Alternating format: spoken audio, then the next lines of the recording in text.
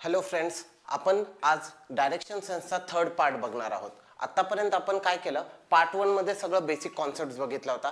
Part 2 मध्ये आपण त्याच्या सेकंड फेजवर आलो होतो, ज्याच्यामध्ये आपण अँगल्स आणि त्यानंतर त्याच्यासोबत शॅडोजचे काही पर्टिक्युलर क्वेश्चन्स आणि टॉपिक्स बघितले होते. आज आपण जे बघणार आहोत ते आहेत काही टिपिकल क्वेश्चन्स जे की थोडेसे वेगळे वाटतात आपल्याला. ते फक्त ट्रिकी क्वेश्चन्स आहेत.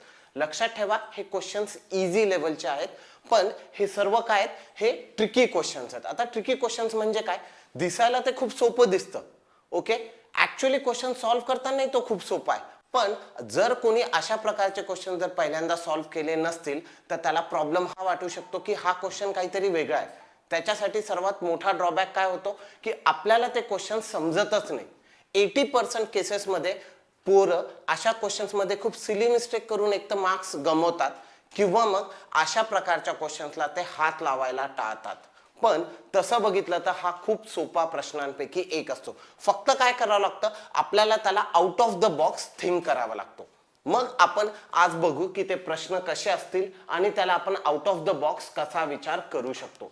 सो प्रत्येक क्वेश्चनला आपण डिटेलमध्ये बघू, त्यानुसार त्याला सॉल्व्ह करण्याचा प्रयत्न करू आणि मग त्याला आन्सर रेंडर करण्याचा प्रयत्न करू. 80 to 90% केसेस मध्ये काय होईल की हे वर्क करताना इझी वर्क वाटेल, ओके.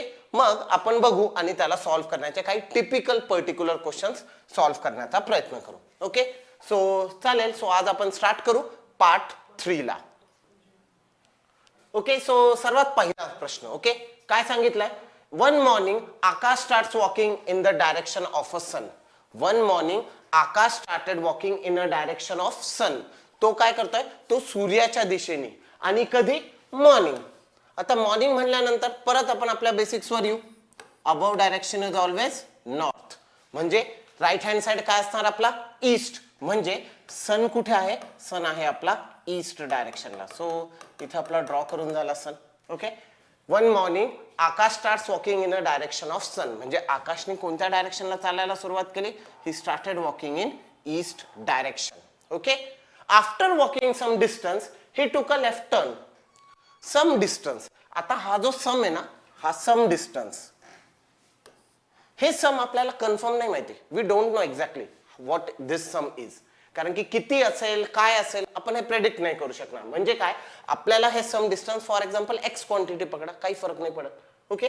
त्याने काय केलं, एक्स डिस्टन्स थोडंसं ट्रॅव्हल केलं, ठीक आहे.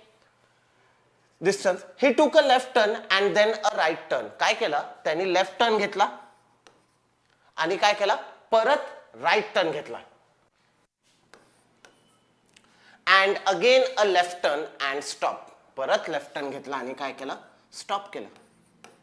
सो या इथे तो काय झाला, स्टॉप झाला. In which direction is Akash facing. So Akash कुठे बघतोय, right now Akash is facing in north direction. Akash is facing in north direction.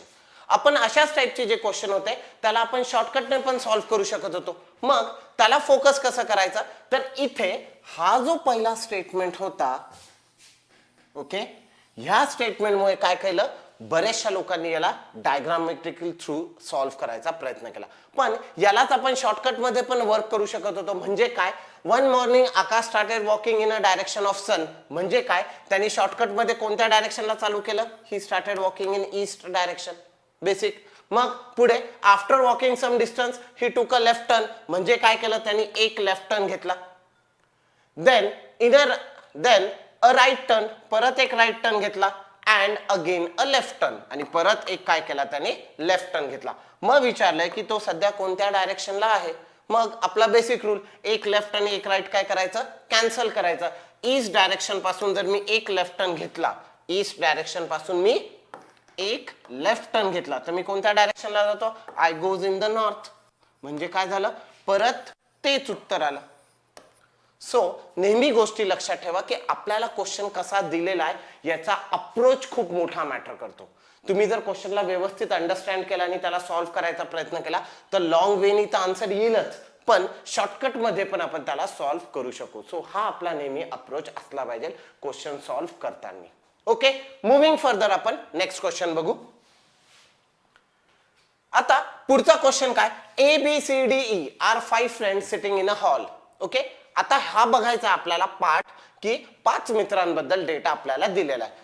लक्षात ठेवा, अशा टाइपच्या क्वेश्चन्सला आधी डेटा क्युम्युलेट करून घ्यायचा आणि मग त्याला ड्रॉ करून सॉल्व्ह करायचं. नेहमी लक्षात ठेवा, असे क्वेश्चन सिंगल हँडेड क्वेश्चन नाही येतात, 2, 3, 4 क्वेश्चन्स काय असतात कधी कधी कंबाईन करून विचारलेले असतील. सो आपण त्याला कसा अप्रोच करायचा आणि कसं सॉल्व्ह करायचा याच्यावर थोडासा फोकस करू. A, B, C, D, E are 5 friends sitting in a hall in the following manner. Okay, 5 मित्र आहेत आणि ते एका हॉल मध्ये बसले आहेत आणि कोणत्या मॅनर मध्ये तर ते पुढे आपल्याला सांगितलं जाईल. C is equidistant from A and B. C याचा डिस्टन्स काय बरोबर आहे कोणापासून, A आणि B पासून. हे वाक्य वाचल्या वाचल्या खूप जणांना हे लक्षात येऊन जातं की C मध्यभागी असणार आहे. ओके, म्हणजे C मध्यभागी असणार आहे आणि त्याचा डिस्टन्स काय असणार आहे, A आणि B च्या तो कुठेतरी मध्यभागी असेल. म्हणजे काय, त्याचा डिस्टन्स दोघांकडून काय येईल, इक्वल येईल. म्हणजे this distance is equal to this distance आपण असं म्हणू शकतो. So C equidistance. पण इथे जर मी बघितलं तर ह्या पार्ट मध्ये मला अजून गोष्टी माहिती नाही का, कारण की एक तर B इकडेही असू शकतो आणि A इकडेही असू शकतो. वेस्ट ईस्ट डायरेक्शन असेल तर मे बी हे हॉरिझॉन्टल झालं, आपण व्हर्टिकली कन्सिडर करू शकतो. म्हणजे काय, इथे वेगवेगळे अप्रोच आहे. म्हणून आपण काय करायला पाहिजे, स्टार्टिंगलाच डायग्राम ड्रॉ करण्याच्या भानगडीत नाही पडायचं. काय करायचं, फक्त आणि फक्त फोकस करायचा की आपण त्याला वर्क कसं करणार आहे. सो हे फक्त मी जस्ट एक जनरल तुम्हाला लक्षात यावं म्हणून 80 to 90% लोक कसं त्याला अप्रोच करतात त्याच्यापेक्षा आपण आपला वेगळा मेथड वापरायचा प्रयत्न करू. So C is equidistance from A and B, म्हणजे C मध्यभागी A आणि B च्या, हा एक आपला प्राथमिक अंदाज. पुढे the distance between CD is 6 metre. C आणि D मधलं डिस्टन्स काय, 6 metre. And C is south to the D. आणि काय सांगितलंय, C साऊथला आहे कोणाच्या, D च्या. C साऊथला आहे काय, कोणाच्या, D च्या. C साऊथला आहे कोणाच्या, D च्या. आपल्याला हे बघायचं आहे. सो C हा साऊथला येईल आणि तो कोणाच्या साऊथला येईल, D च्या साऊथला येईल. आपल्याला एवढं माहिती आहे. पुढे east to the east of D. E काय सांगितलंय, E ईस्टला आहे कोणाच्या, D च्या. ठीक आहे. पुढे A and B are sitting in west east direction respectively. हे जे स्टेटमेंट आहे ना, हे स्टेटमेंट सर्वात जास्त इम्पॉर्टंट आहे. का, ऍक्च्युअली आपल्याला क्वेश्चन सॉल्व्ह करायला सुरुवात इथून करायची. कुठून, A and B are sitting in west east direction respectively. म्हणजेच काय, A हा वेस्ट डायरेक्शनला आहे आणि B हा ईस्ट डायरेक्शनला आहे. सो आपण असं कन्सिडर करू. So this is A and this is point B. A and B are sitting in west east direction respectively. Okay, west आणि east direction मध्ये ते बसतात respectively. आता the distance between AB is 16 meters. पुढचं distance सांगितलेलं आहे and distance between DE is 12 meters. Okay, question read करून झालेला आहे आणि मग आपण त्याला अप्रोच मध्ये घेऊन पण टाकलं की A and B are sitting in west east direction respectively. मग पहिलं स्टेटमेंट आपल्याला सांगितलं होतं, C is equidistant from A and B. C equal डिस्टन्सला आहे कोणाच्या, A आणि B च्या. म्हणजे C काय असणार, C मध्यभागी असणार. So C will be in between them.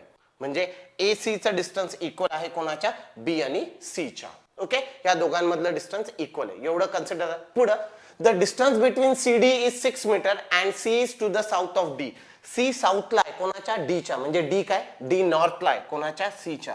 आणि यांच्यामधलं डिस्टन्स किती आहे, यांच्यामधलं डिस्टन्स आहे त्यांनी सांगितल्यानुसार 6 मीटर. फाईन. पुढे बघू. Okay, east to the east of D. E काय, ईस्टला आहे कोणाच्या, D च्या. म्हणजे D च्या ईस्टला. म्हणजे ह्या भागामध्ये आपल्याला काय करावं लागेल, E ड्रॉ करावं लागेल. ओके, पुढे the distance between AB is 16 metres. A आणि B मधलं डिस्टन्स किती आहे, 16 मीटर. A आणि B मधलं डिस्टन्स 16 मीटर आहे. म्हणजे टोटल 16 आहे. म्हणजे हे 8 आणि हे 8. कारण की C काय होता, मिड पॉइंट होता किंवा मध्यभागी होता. नेक्स्ट पुढे the distance between DE is 12 metre. इथे आपल्याला सांगितलं होतं east to the east of D आणि त्याचा डिस्टन्स किती आहे, 12 मीटर. म्हणजे हा थोडा पुढे जाईल आणि इथे काय येईल, इथे E येईल आणि हे डिस्टन्स येईल 12 मीटर्स. ओके, इथपर्यंत आपला हा डायग्राम ड्रॉ झालाय. आता आपल्याला फोकस करायचा आहे याच्या नेक्स्ट पार्टवर. सो नेक्स्ट पार्ट मध्ये काय सांगितलंय, what is the distance between C and E. C आणि E मधलं डिस्टन्स किती आहे हे विचारलं. सिंपल. आपल्याला काय विचारलं सर्वात पहिल्या प्रश्नामध्ये, what is the distance between CE. आपल्याला काय करायचं आहे, C आणि E मधलं डिस्टन्स इथे कॅल्क्युलेट करायचा प्रयत्न करायचा. सो ठीक आहे, बघू काय दिसतं आपल्याला डिस्टन्स आणि आपण त्या डिस्टन्स नुसार त्याला काय वर्क करू शकतो, तो सी आणि ई मधलं आपल्याला काय करायचं, डिस्टन्स इथे कॅल्क्युलेट करायचा प्रयत्न करायचा आहे. मग सिंपल वे मध्ये काय करणार आपण, त्याला पायथागोरस थेरम अप्लाय करणार. सो पायथागोरस थेरम जर म्हटलं तर हे राईट अँगल ट्रायंगल झालं आणि आपण इथे पायथागोरस थेरम अप्लाय करू. So hypotenuse square is equal to 12 square plus 6 square. 12 चा स्क्वेअर जर म्हणला तर किती येईल, 144. ओके, 12 चा स्क्वेअर म्हणला तर 144 आणि याचा स्क्वेअर म्हणला तर 6 चा स्क्वेअर 36. दोघांचं ऍडिशन केलं तर किती येणार, इट विल कम ॲज 180 आणि आन्सर काय पाहिजे, रूट 180. ओके, आपल्याला आन्सर काय पाहिजे, रूट 180. आता रूट 180 इथे कुठेही आन्सर मध्ये दिसतंय का आपल्याला, नाही. याच्या जवळचंही काही ऑप्शन दिसतंय का, नाही. म्हणून काय करणार, we will go with the option as a none of these. काय झालं, इतके मोठे कॅल्क्युलेशन्स केले आणि आपला फायनल आन्सर काय आला, नन ऑफ दीज. सो आपल्याला कधी कधी अप्रोच असा ठेवावा लागू शकतो. म्हणून हे क्वेश्चन्स कधी कधी काय होतात, वाटतं की खूप लेंदी आहे, पण तसं बघितलं गेलं तर सॉल्व्ह करायला इझी जातात. Let's move further. परत नेक्स्ट क्वेश्चन वर जाऊ. परत तेच दिलेलं आहे. सो मी फास्ट मध्ये परत डायग्राम ड्रॉ करतो. सी इज इक्वेशन मला माहिती होतं की ए आणि बी, ओके, दोघांचा डिस्टन्स आहे. ओके, मग इन बिटवीन त्यांच्या सी बसलेला आहे. सीच्या अबव इथे नॉर्थ येईल, इथे ई येईल. ओके, हे डिस्टन्स आहे 12. This distance is given as a 6. हे 8, हे 8. ओके, हा आपला अप्रोच होता. ओके, त्यांनी दिलेल्यानुसार आपण तिथे सगळ्या गोष्टी पुट केल्या. आता इथे क्वेश्चन घेतला, B is in which direction with respect to D. B कोणत्या डायरेक्शनला आहे, कोणानुसार, डी नुसार. सो डी नुसार जर बघितलं तर बी कोणत्या डायरेक्शनला येणार आहे, तो येणार आहे साऊथ आणि ईस्टच्या मध्ये. सो इथे आन्सर काय पाहिजे, south east. So here the answer should be south east. सो इथलचा अप्रोच काय, आपल्याला फक्त आपल्याला डायरेक्शन सांगितलंय तेवढंच करायचं होतं. म्हणजे आपण एकदा क्वेश्चन सॉल्व्ह केला की नंतरचे 2 किंवा 3 क्वेश्चन काय होतात, इमिजिएट सॉल्व्ह होऊन जातात. म्हणजे काय, आपल्याला तिथे जास्त वेळ किंवा जास्त टाइमपास करण्याचा प्रकार नाही. म्हणजे कमी वेळेमध्ये आपल्याला मॅक्झिमम मार्क्स इथे मिळू शकतात. मुव्हिंग फर्दर, नेक्स्ट क्वेश्चन बघू. Okay, next question. आता हा क्वेश्चन मध्ये परत आपला अप्रोच पूर्णपणे चेंज होऊन जाईल. मग इथे आपल्याला बघायचं आहे की परत सांगितलंय A B C D E हे 5 फ्रेंड्स आहेत. Okay, standing in a park. एका पार्क मध्ये हे 5 मित्र उभे आहेत. The distance between AC and that of BC are same. परत काय सांगितलंय, AC अँड BC मधलं डिस्टन्स काय, सेम आहे. जर हे आपण याच्यावर फोकस केला, ओके, जर आपण याच्यावर फोकस केला तर तुम्हाला लक्षात येईल AC आणि BC मधलं डिस्टन्स त्यांनी सांगितलंय सेम आहे. आणि आपण जर या सेम डिस्टन्सवर जर थोडासा विचार केला तर 80 to 90% केसेस मध्ये काय वाटतं, आपल्याला मागचाच फिगर क्रिएट होईल. म्हणजे A आणि B च्या मध्यभागी काय व्हायला पाहिजे, C. असं आपल्या डोक्यामध्ये प्राथमिक अंदाज येऊ शकतो. तरी आपण क्वेश्चन पूर्णपणे रीड करून घ्या आणि मग पुढे जा. EC is 45 metre apart in west east direction. E आणि C काय 45 मीटर्स वेगवेगळे आहेत, कोणापासून, वेस्ट ईस्ट डायरेक्शन मध्ये. म्हणजेच काय, फॉर एक्झाम्पल इथे E आणि इथे C आणि दोघांमधलं डिस्टन्स किती आहे, 45 मीटर्स. हे त्यांनी सांगितलेलं आहे. ओके, 45 मीटर्स आपण लिहून ठेवू वाटलं तर it's 45 metres in west east direction. A is towards west of C. काय सांगितलंय, A वेस्टला आहे, कोणाच्या, Cच्या. A वेस्टला आहे, कोणाच्या, Cच्या. At a distance of 25 metres from E. E पासून काय, 25 मीटर डिस्टन्सवर.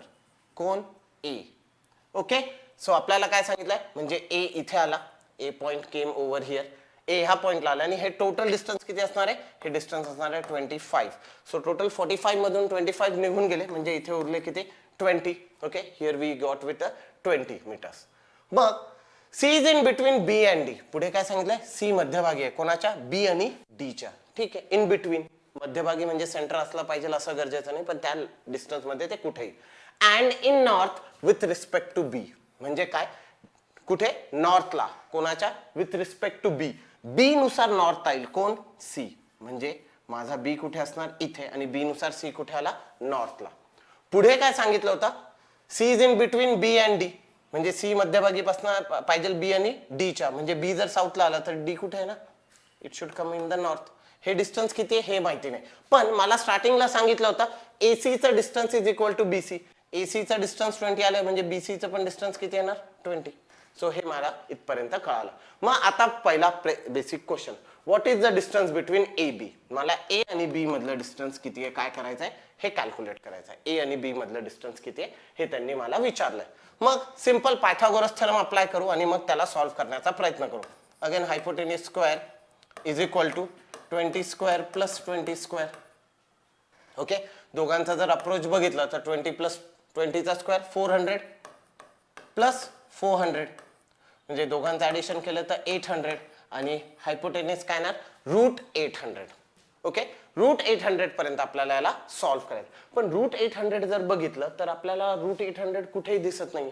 पण त्याचं अप्रॉक्स कॅल्क्युलेशन जर केलं तर आपल्याला तो अप्रॉक्स कॅल्क्युलेशन नुसार 28.2 च्या जवळपास काहीतरी कॅल्क्युलेशन्स मध्ये येतात. So here we got the answer as option C, that is 28.2. आणि मग आपण काय करू, या आन्सरला इथे टिक करू आणि will go for the next. पुढचा जो पार्ट होता तो आहे कॅल्क्युलेशनचा पार्ट. सिंपल, तुमचं जसं सिम्प्लिफिकेशन मध्ये वगैरे यूज करतात तो वे आपण इथे अप्रोच मध्ये करू शकतो. Okay, moving further toward the next point. त्याच क्वेश्चनला आपल्याला परत पुढे अप्रोच ठेवायचा होता. मग त्याच क्वेश्चनच्या रिलेटेड म्हणजे आपल्याला परत तोच डायग्राम ड्रॉ करायचा आहे. मग आपण जस्ट बॅक साइडला जाऊ, डायग्राम एकदा परत बघून घेऊ आणि मग त्याला परत रिड्रॉ करण्याचा प्रयत्न करू. सो इथे this was the actual approach.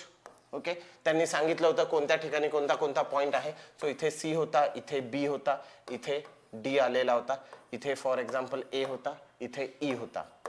EC मधलं टोटल डिस्टन्स 45 होतं. 45 मधून इथं 25 होतं, हे 20 आणि हे 20. ओके, इथपर्यंत आपला तो डायग्राम प्रिव्हियस जो होता तो आपण परत ड्रॉ करून घेतला. आता त्यांनी काय सांगितलं, क्वेश्चन झाला. आता इथे आपल्याला कॅल्क्युलेट काय करायचं आहे. B and distance is 35 metre. इथे काय ना, if the distance between B and D is 35 metre. B आणि डी मधलं डिस्टन्स किती आहे 35 मीटर. 35 मीटर हे कम्प्लीट डिस्टन्स आहे. त्यातलं हे 20 होऊन गेलं आधीच्याच कॅल्क्युलेशन नुसार. म्हणजेच वरती किती उरलं, वरती उरलं 15 मीटर्स.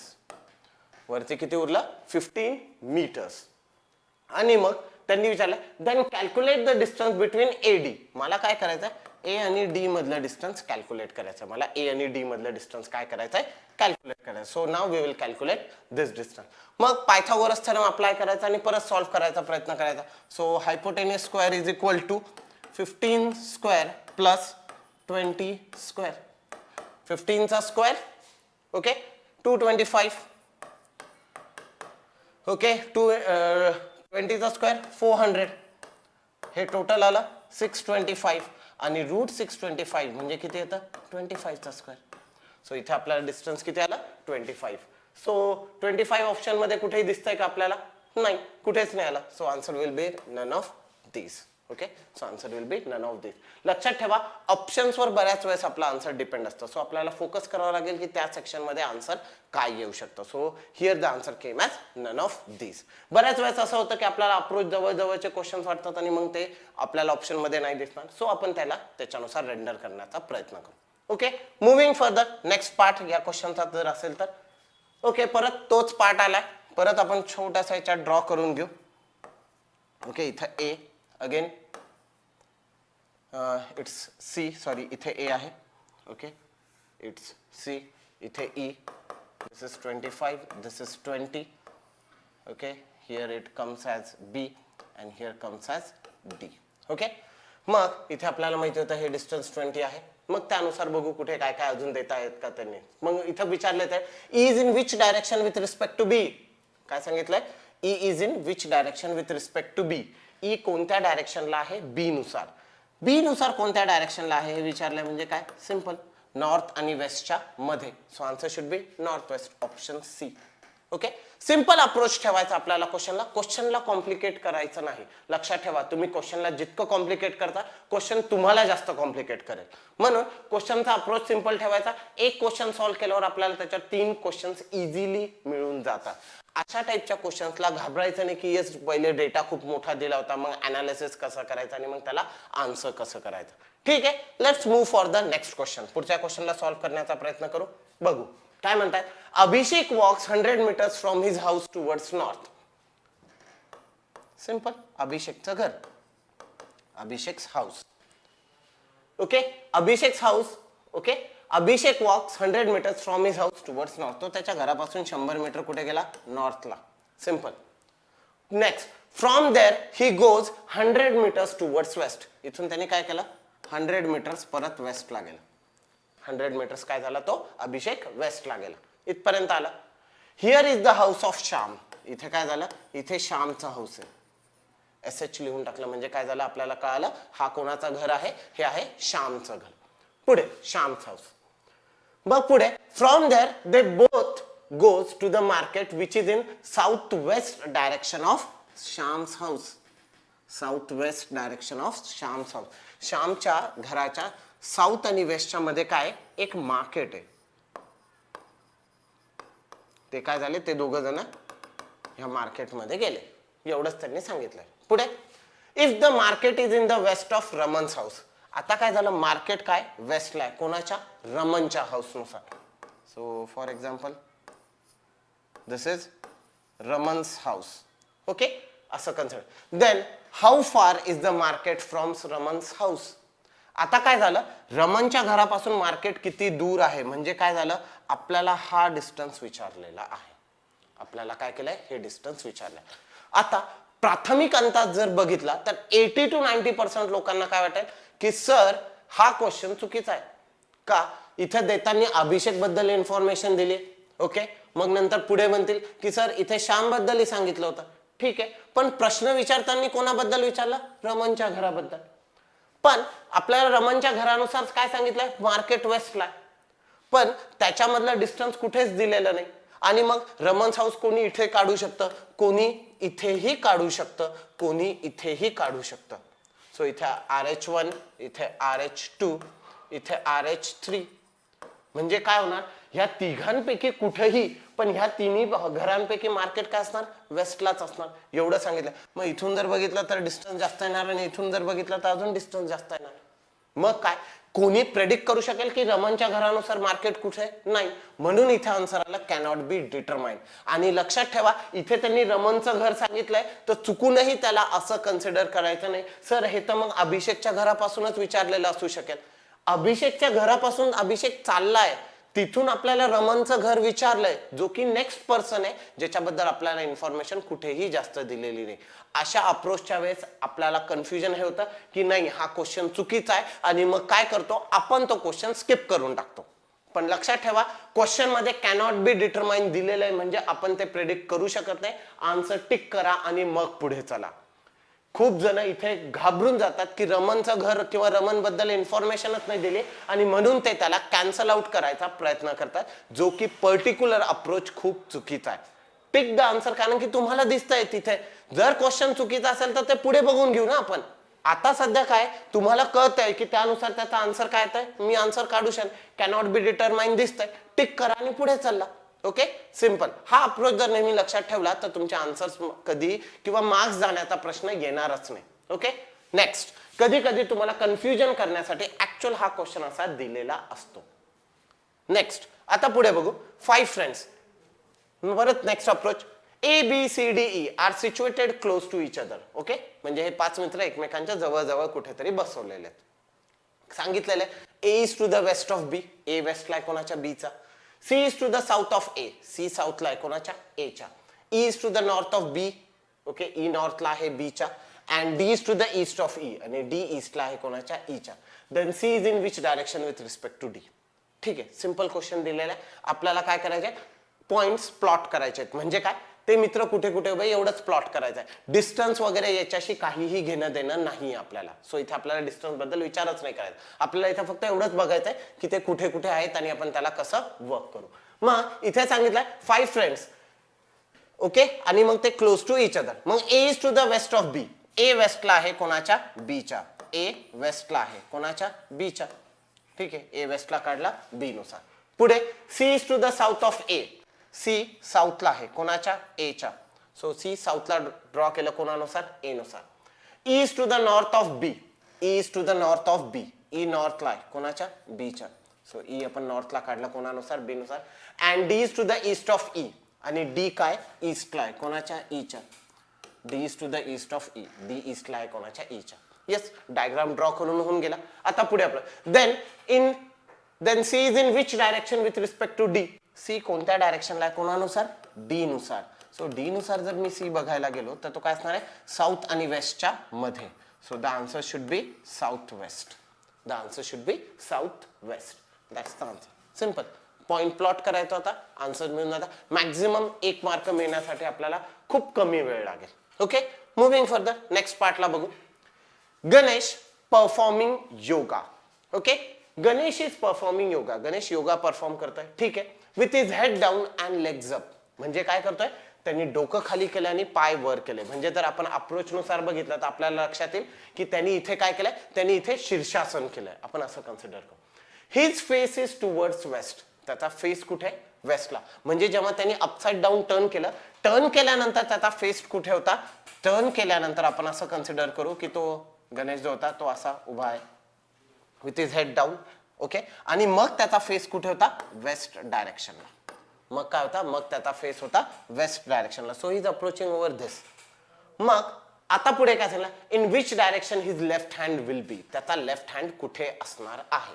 एक सिंपल गोष्ट लक्षात घेऊ. आपण जर गणेशला आता सरळ केलं, गणेश इथे उलटा होता क्वेश्चन नुसार, म्हणून आपल्याला काय करायचं, गणेशला सरळ केलं. जर आपण गणेशला सरळ केलं तर एक लक्षात ठेवा, his face will be in east direction. आणि त्यावेळेस त्याचा लेफ्ट हँड कुठे असणार आहे, त्याचा LHS हा कुठे असणार आहे, हा असणार आहे नॉर्थ कडे. त्याचा LHS कुठे असणार आहे, नॉर्थ कडे. पण ह्याच व्यक्तीला जर मी ओव्हर टर्न केलं आणि असं बनवलं तरी काय असणार आहे, त्याचा जो लेफ्ट हँड आहे तो कोणत्याच डायरेक्शनला असणार आहे, तो त्याचा LHS ह्या इथे काय असणार आहे, नॉर्थलाच. म्हणून आपल्याला जेव्हा विचारलंय his face is towards west, in which direction his left hand will be, कारण की तो अपसाइड डाऊन आहे. म्हणून काय झालं, त्याचा लेफ्ट हँड साइडचा लेफ्ट हँड साइडलाच राहणार आहे. म्हणजे सिंपल बघायला गेलं तर हा माझा लेफ्ट हँड साइड आहे, मी ईस्ट कडे फेस करतोय, तर माझा लेफ्ट हँड साइड कुठे आहे, नॉर्थ कडे. आपण असं कन्सिडर करू. सिमिलरली जर मी अपसाइड डाऊन झालो, म्हणजे माझं फेस खाली गेलं आणि पाय वर जर आले, तरी माझा लेफ्ट हँड साइड कुठे असणार आहे, it will be in north direction only. इथे कन्फ्युज होण्यासारखं काही नाहीये. खूप जण काय कन्सिडर करतात की अपसाइड डाऊन न कन्सिडर करता त्या व्यक्तीला डायरेक्टली लेफ्ट साइडला वेस्टला फेस करायला होतं, आणि मग काय झालं, हा लेफ्ट जो आहे त्यांचा तिथे तो साऊथला येऊन जातो, जे की पर्टिक्युलरली चुकीचं आहे. सो कॉन्सेप्ट वाईज आपण जर गेलो तर आपल्याला हे लक्षात येईल. सो त्याचा लेफ्ट हँड साइड कुठे असणार आहे, it will be in the north only. So आपल्याला हे अप्रोच नुसार काय करायचं आहे, तिथे आन्सर आउट करायचा प्रयत्न करायचा. ओके, सो इथे सिंपल हे होता नॉर्थ मध्ये. आणि तरीही लक्षात नाही आलं तर प्रॅक्टिकल करून बघा, तुम्हाला आन्सर मिळून जाईल कुठे आहे तुमचा left hand side. Okay, next question. आता हा क्वेश्चन सिंपल आहे, बऱ्याचशा एक्झाम मध्ये हा क्वेश्चन विचारला गेलेला आहे. ओके, आणि रिपीटेडली विचारला जातो. का, सिंपल क्वेश्चन आहे पण 80% लोक काय होतात, याला कन्फ्युज होतात. सरळ काय सांगितलंय, south east becomes north, north east becomes west and so on. मग आपण सरळ आपला एक बेसिक कॉन्सेप्ट लक्षात ठेवायचा. आपले जे डायरेक्शन्स आहे ते ड्रॉ करून घ्यायचे पेपरवर. East, west, north and south. आता नॉर्थ आणि ईस्टच्या मध्ये जे येईल ते काय असणार आहे माझं, नॉर्थ ईस्ट. साऊथ आणि ईस्टच्या मध्ये जे येईल ते काय येणार आहे, साऊथ ईस्ट. नॉर्थ आणि वेस्टच्या मध्ये जे असणार आहे ते काय असणार आहे, नॉर्थ वेस्ट. आणि साऊथ आणि वेस्टच्या मध्ये जे असणार आहे ते काय असणार आहे, साऊथ वेस्ट. सो हे माझा एक बेसिक डायग्राम जो आपण रेग्युलर काढतो तो इथे ड्रॉ केला. आता यांचं काय म्हणणं आहे, if south east becomes north, जे साऊथ ईस्ट होतं ना ते काय बनलं म्हणे, नॉर्थ. सो जे चेंज झाले मी त्याला सर्कल करतोय. जे साऊथ ईस्ट आहे ते काय बनलं, नॉर्थ. आणि जे नॉर्थ ईस्ट होतं ते काय बनलं, वेस्ट. म्हणजे हे आलं वेस्ट. आता लक्षात घेऊ, जर हे वेस्ट असेल तर त्याच्या अपोजिट काय येणार, ईस्ट. हे नॉर्थ होतं त्याच्या अपोजिट काय येणार, वेस्ट. मग हे ईस्ट आणि हे नॉर्थ असेल तर हे काय असणार, नॉर्थ ईस्ट. हे नॉर्थ आणि वेस्ट आहे तर हे काय असणार, north west. Okay okay, sorry हे इथे साऊथ यायला पाहिजे होतं, सॉरी. इथे वेस्ट आणि साऊथच्या मध्ये काय येणार, इथे येणार साऊथ वेस्ट. ओके, आणि इथे साऊथ ईस्ट. हे आले आपले वर्क करताना कॉन्सेप्ट. मग आता आपल्याला काय करायचं, what will be the west. त्यांनी काय विचारलंय, what will be the west. West काय असणार आहे, what will be the waste.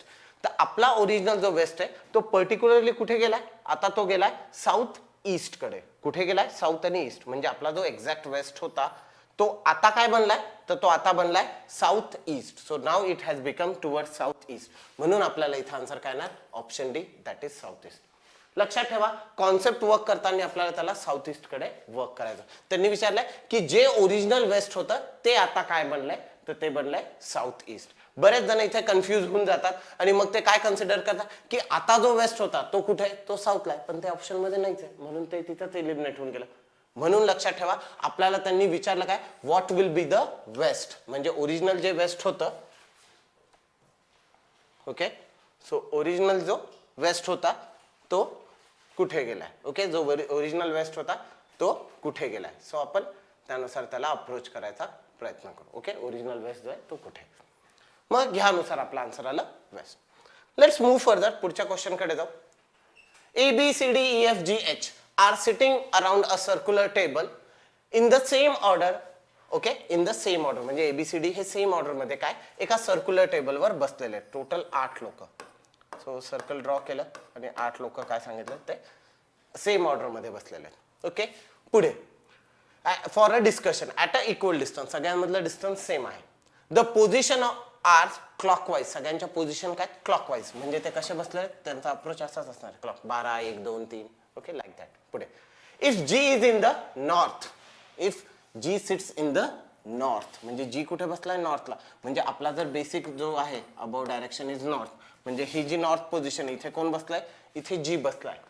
मग इथे G बसलाय आणि त्यांनी काय सांगितलं, all are sitting in the same direction, म्हणजे सेम डिस्टन्स मध्ये क्लॉकवाईज, म्हणजे G H A B C D E F G H, म्हणजे हे झाले त्यांच्या पोझिशन ज्यानुसार ते बसले.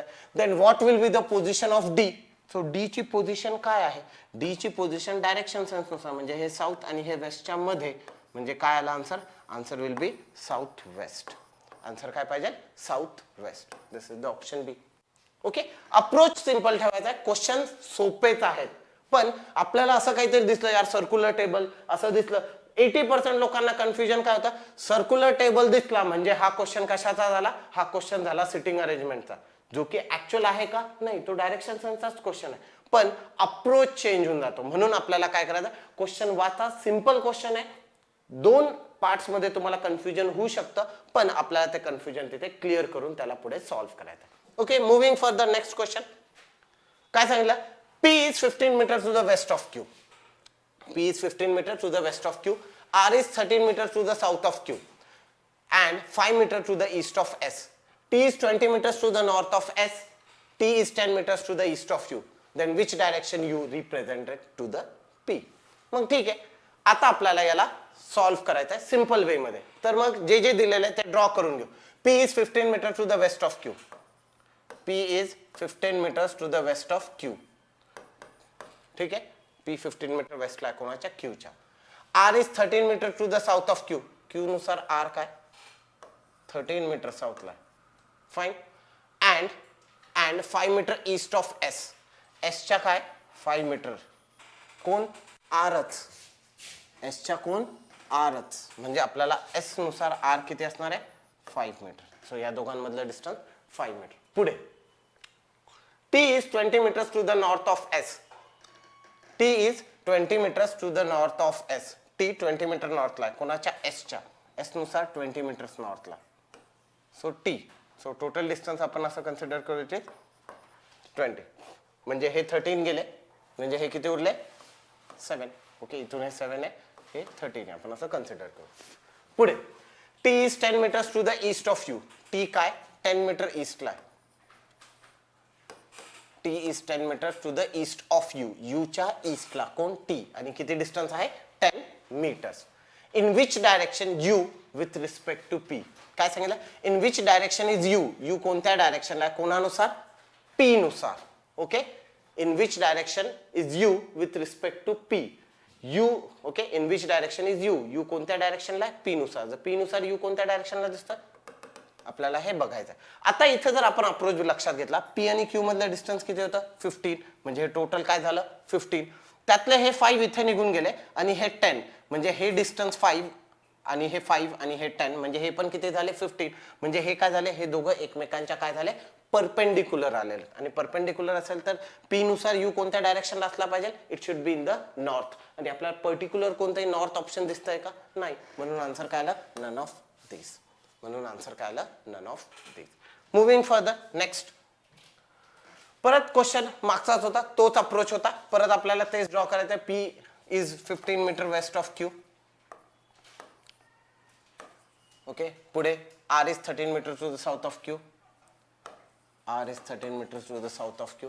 पुढे 5 ओके नेक्स्ट इथून आपण जर बघितलं तर S नुसार R किती आहे 5 मीटर्सला ओके S पासून T ओके अबव डायरेक्शनला घेतलेलं आहे ओके हे टोटल 7 आलं त्यानंतर हे टोटल डिस्टन्स 20 होतं आपण असं कन्सिडर करू ओके हे टोटल डिस्टन्स 15 होतं त्यातलं हे 10 हे 5 आणि पुढे सांगितलं होतं T is 10 metre east of U म्हणजे ह्या याच्यानुसार हे इथे आलं 10 हा आपला डायग्राम आता पुढे if A is 7 metre to the west of T if A is 7 metre to the west of T T नुसार 7 मीटर वेस्टला म्हणजे A कुठे यायला पाहिजे इथे आणि T आणि A मधला डिस्टन्स किती असणार आहे 7 metres to the west of T then which of the following will be the nearest point to the A A च्या सर्वात जवळचा पॉइंट कोणता आहे हे 7 आहे म्हणजे हे डिस्टन्स किती आलं 3 म्हणजे A ला सर्वात जवळचा पॉइंट कोणता पडणार आहे U so the answer should B option A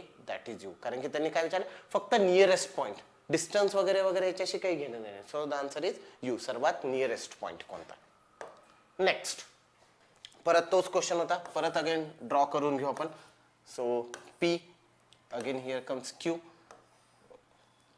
R S okay हे 5 इथे above T and it came U okay fine आता पुढे सांगितलं T is 10 meters to the east of U म्हणजे यांच्यातले डिस्टन्स आपल्या डिस्टन्सची काही घेणं नाही कॅल्क्युलेशन नाही in which direction R with respect to P R कोणत्या डायरेक्शनला आहे कोणानुसार P नुसार R कोणत्या डायरेक्शनला दिसतंय so it is in south and east so the answer should be south east option D the answer is south east simple क्वेश्चनचा approach simple ठेवला तर एकच कॅल्क्युलेशन दिसलं आणि 2 क्वेश्चन्स काय होते ओरली सॉल्व्ह करायला एकदा जर आपण डायग्राम ड्रॉ करून घेतला तर 3 मार्क मिळायला आपल्याला मॅक्झिमम 1 किंवा 1.5 मिनिटं लागेल ओके सो टाइम कन्झम्पशन पण कमी होतं आणि आपल्याला मार्क्स पण जास्त मिळतात अशा टाइपच्या क्वेश्चन्स मध्ये next question point W is 7 metres to the west of point X point W is 7 metre west okay 7 metre वेस्टला आहे कोणाच्या पॉइंट X नुसार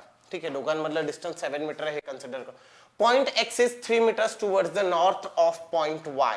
Point X is 3 meters north of point Y. Y नुसार X किती आहे 3 meters north ला. Point Z is 4 meters towards the west of point Y. Point Z is 4 meter west of point Y. Okay, next. आता इथून actually question चालू झालाय. A person walks 3 meters towards north of point Z.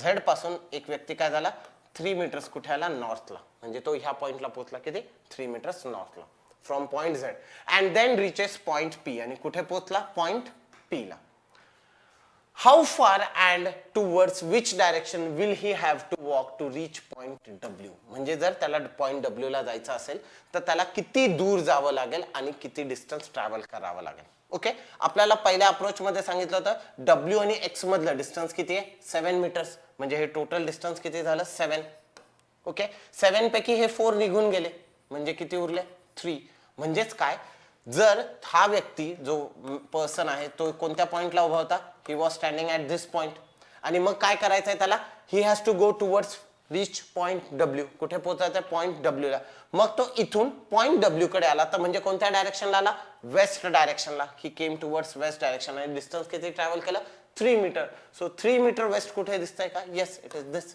The answer came as option D so answer काय आला option D so नेहमी लक्षात ठेवा concept wise जर गेलो तर आपल्याला क्वेश्चन इझी पडेल that came over here next परत क्वेश्चन ड्रॉ करायचा आहे आपण परत ड्रॉ करून घेऊ फास्ट मध्ये so point W is towards west of point X मग तिथून खाली आलो आपण द डिस्टन्स इज दिस मग पुढे दिलं इथं पॉइंट Y इथून हा आला पॉइंट Z आणि हे डिस्टन्स आहे 4 मीटर ओके इथपर्यंत क्वेश्चन सेम होता बाकी काही if a person walks 3 metres towards south from point W आता काय झालं इथे अप्रोच चेंज होऊन गेला if a person walks 3 metres towards south from point W पासून तो व्यक्ती काय झाला 3 मीटर कुठे आला साऊथला आला he came 3 metres towards south from W पासून तो खाली उतरला किती 3 मीटर म्हणजे हे 3 मीटर्स आणि हे 3 मीटर्स म्हणजे Z नुसार याचा अप्रोच काय असला पाहिजे it will be in the exact west म्हणजे हा व्यक्ती सध्या कुठे उभा आहे he standing over this point हा तिथे उभा आहे मग आपल्याला पुढे काय करायचंय. Okay, what is it has set toward south of point W. मग अँड रिचेस पॉइंट क्यू, म्हणजे हा पॉइंट कोणता आहे, हा पॉइंट कोणता आहे, हा पॉइंट आहे Q. Then which of the following 2 points would fall in a straight line including Q. क्यूला पकडून कोणते 2 पॉइंट्स आहेत जे त्या एका लाईनीत आहेत. आता क्यूला पकडून 2 पॉइंट कोणत्या लाईन मध्ये, क्यू पासून जर पकडला तर डब्ल्यू, पण हा एकच पॉइंट होईल, म्हणजे हा चालेल का आपल्याला नाही. मग क्यू पासून एका लाईन मध्ये असणारे कोणते, क्यू झेड वाय, म्हणजे काय ना क्यू झेड वाय, म्हणजे क्यूच्या इन लाईन कोणत्या आहेत, झेड आणि वाय. सो क्यूच्या इनलाईन कोणते, वाय आणि Z. So that's why the answer came as option A. लक्षात ठेवा, इथे खूप जणांना वाटेल की सर इथे आन्सर यायला पाहिजे होतं क्यू झेड वाय. त्यांनी सांगितलंय का आपल्याला ते पर्टिक्युलर कोणते स्टॉप्स मिळणार आहेत, त्या स्टॉप नुसारच नाही. आपल्याला काय सांगितलं, क्यूच्या लाईन मध्ये कोणते, झेड आणि वाय. मग वाय झेड लिहिलं काय आणि झेड वाय लिहिलं काय, फरक पडत नाही. बऱ्याच वेळेस काय होतं, इथे अप्रोच चुकून जातो. मग आपण ते ऑप्शन शोधायच्या नादात जातो, ते कुठे दिसत नाही. मग त्या याच्यामध्ये आपण काय करतो, नन ऑफ दिसला टिक करतो, की जे ऍक्च्युअल मध्ये चुकीचं होतं. सो म्हणून म्हणतोय अप्रोच लक्षात ठेवा, आपल्याला फक्त ऑप्शन मध्ये काय दिलंय याच्यावर पण बऱ्याच वेळेस क्वेश्चन सॉल्व्ह करता येतो. Okay, next moving further. Point W is 7 meters towards west of point X. परत तोच क्वेश्चन आहे, त्यालाच म्हणजे extension point W again 7 meter to the point X. इथे खालं आलं वाय, मग इथे आपण त्याला वर्क केलं तर इथे येईल झेड, याच्याबद्दल डिस्टन्स 4, इथे 3, हे टोटल डिस्टन्स 7. ओके, पुढे point Z is 4 meters towards the west of point Y. What is the position of point X with respect to point P. What is the position of point X, हा जो point X आहे. Okay, what is the position of point x with respect to point p. पण आपल्याला इथे point p दिलेलाच नाही. काय झालं, point w is 7 meters towards the west of point x. Point w is 7 meters towards the west of point x. एवढं सांगितलं. पुढे next सांगितलं point x is 3 meters towards the north of point y. Point x is 3 meters towards the north of point y. मग पुढे point z is 4 meters towards the west of point y. Point z 4 meter west ला कोणाच्या. Then what is the position of point x with respect to point p. x ची position काय, point p नुसार. आता काय झालं, आपण एवढे क्वेश्चन सॉल्व्ह केले तर इथे आपल्याला पॉइंट p सापडतच नाही. पण जर आपण थोडंसं रिवाइंड केलं तर तुम्हाला लक्षात येईल, आपण एका मागच्या क्वेश्चन मध्ये इथे कुठे पॉइंट p दिसतोय का आपल्याला, नाही. पण याच्याही मागच्या एका क्वेश्चन मध्ये आलं होतं, तिथे आपल्याला माहिती होतं की पॉइंट p कुठे, इथे. म्हणजे काय, आपल्याला इथे मागच्या क्वेश्चनचा रेफरन्स घ्यावा लागू शकतो. म्हणजे बऱ्याच वेळेस कन्फ्युजन काय होतं, आपण फक्त तेवढाच क्वेश्चन बघतो आणि स्किप करतो. नाही, इथे आपण मागच्या क्वेश्चन मध्ये काय होतं, पॉइंट पी सापडला होता आणि पॉइंट पी कुठे होता, डब्ल्यू आणि एक्सच्या मध्यभागी होता आणि त्याच्यामधलं डिस्टन्स इथे 4 meters होता. म्हणजे काय करणार, म्हणजे ह्या इथेच मी ड्रॉ करताना इथे वर्क करणार आणि इथे येणार माझा पॉइंट पी. म्हणजे हे डिस्टन्स 4, हे डिस्टन्स 3. सिंपल. मग आता इथे त्यांनी विचारलंय what is the position of x with respect to point p. x ची पोझिशन काय p नुसार, he is in east direction. Simple. म्हणजे इथे आन्सर काय यायला पाहिजे, ऑप्शन ई. 80 to 90% केसेस मध्ये इथे काय करतील, एवढं बघतील पॉइंट पी दिसत नाहीये, सरांनी सांगितलं पी चं काही घेणं देणं दिसत नाहीये, मग काय करणार, नन ऑफ दिस टिक करणार आणि पुढे चालल्या जाणार. पण तसं नाही, क्वेश्चन मध्ये मागे कुठेतरी सांगितलं होतं, म्हणून आपल्याला तिथे ते घ्यावं लागणार आहे. ओके, सो हा अप्रोच ठेवला तर आपले क्वेश्चन्सही चुकणार नाही. म्हणजे डायरेक्शन सेन्स मध्ये सिली मिस्टेक्स कुठे होतात हे मी तुम्हाला इथे एक्सप्लेन करण्याचा प्रयत्न केला. क्वेश्चन्स इझी होते पण क्वेश्चन ट्रिकी होते आणि चुका अशाच ठिकाणी जास्त होतात. Okay, next moving further. So आज आपण इथेच थांबू. सो आज आपण जे रिवाइज केलं तर त्यानुसार तुम्हाला लक्षात आलं असेल आपण काय बघितलंय. आज आपण सर्व क्वेश्चन बघितले जे ट्रिकी क्वेश्चन्स आहेत. रेग्युलर क्वेश्चन्स आहेत पण काय ट्रिकी आहेत आणि सिंपल क्वेश्चन्स मधला पार्ट.